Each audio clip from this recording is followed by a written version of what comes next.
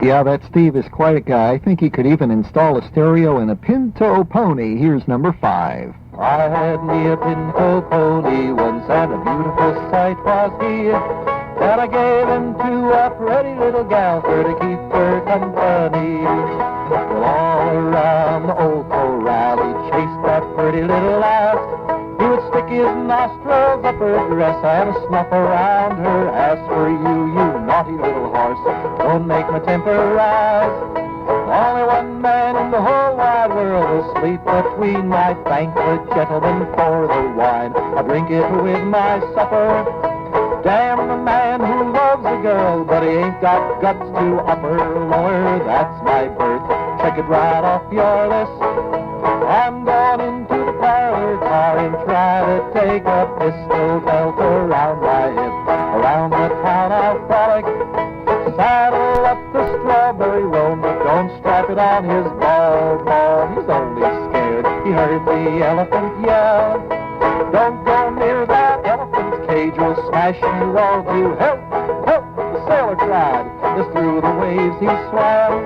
It's sink or swim, the mate replied, 'cause I don't give a damn the river, damn the brook, sitting by the shore.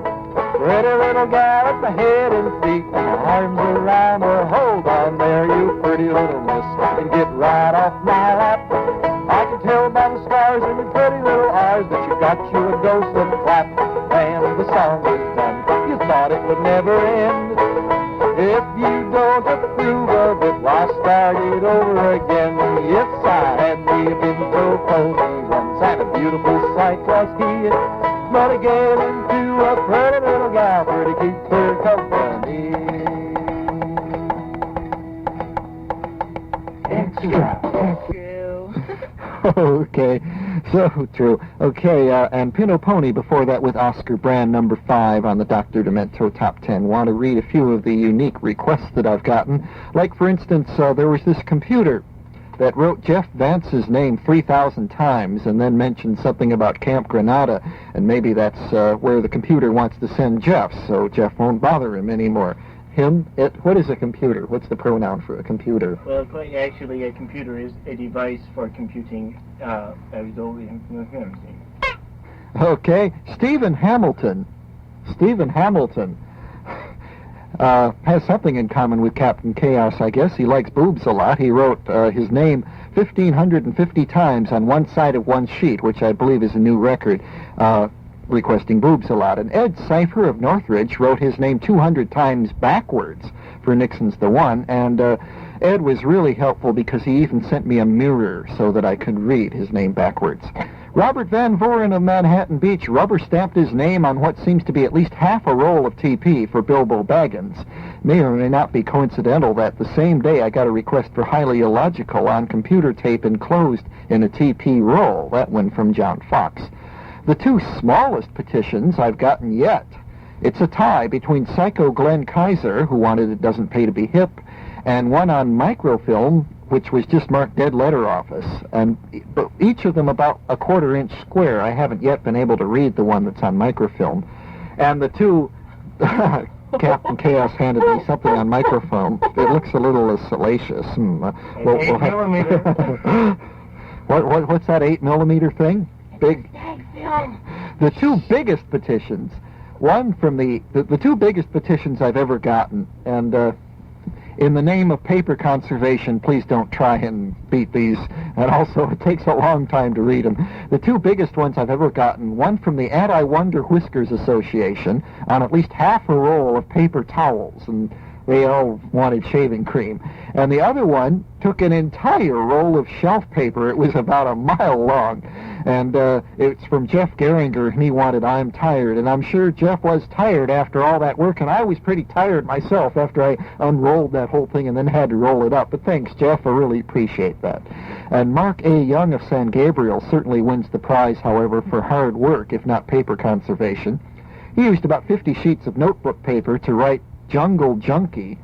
No, not Jungle Judy, but Jungle Junkie. I think he wanted the song by Spike Jones Jr., and he wrote his name 12,547 times. Rather, he wrote the name Jungle Junkie 12,547 times. That number's worth repeating.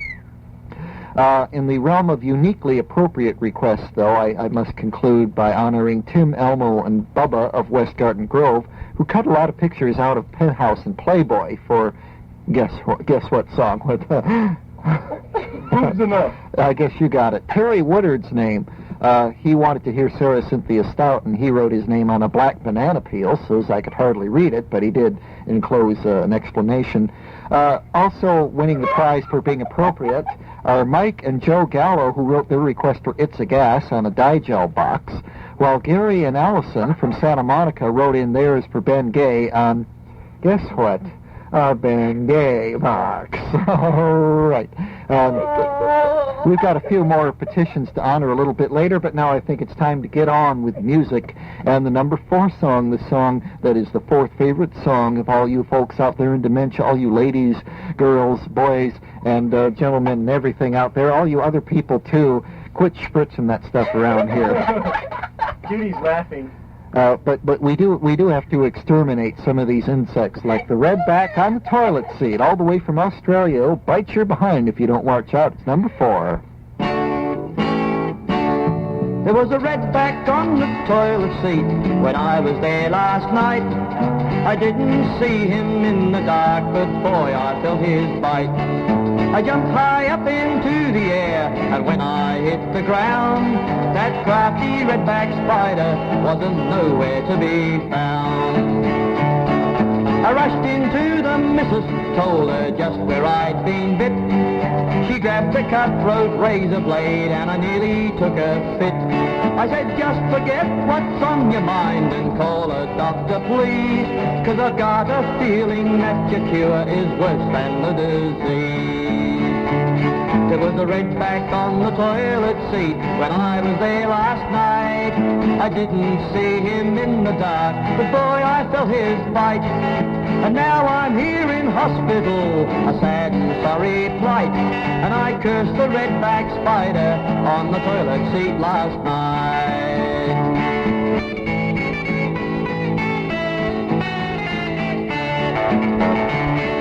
I can't lay down, I can't sit up, and I don't know what to do. And all the nurses think it's funny, but that's not my point of view. I tell you it's embarrassing, and that's to say the least, that I'm too sick to eat a bite while that spider had a feast. And when I get back home again, I'll tell you what I'll do. I'll make that redback suffer for the pain I'm going through. I've had so many needles that I'm looking like a sieve, and I promise you that spider hasn't very long to live. There was a redback on the toilet seat when I was there last night. I didn't see him in the dark, but boy, I felt his bite. And now I'm here in hospital, a sad and sorry plight. And I cursed the redback spider on the toilet seat last night.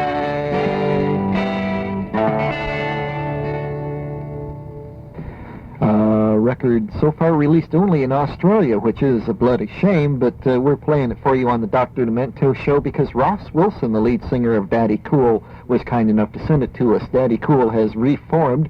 Have they reformed, really? Well, they got back together again anyway. We hope they come over here again. Meanwhile, thank you, Ross, all the way in Australia, for sending us that record. That's number 4 tonight. Number 4 on the race of the most demented songs all over the land of dementia. I will give you the address to write to. You can send me, I guess, just about anything you want to, but what I'm really asking you to send me is requests for your favorite songs on the Dr. Demento show. Send me anything you want, as long as it's not clean. I mean, as long as it's as long as it's not messy, you know. As long as it's nice. Okay, send me your requests, and we of course count them along with the telephone calls for the top 10. Oh yeah, now, who's the band who just towers above all the rest? People I know, you know it's Tower of Power. It's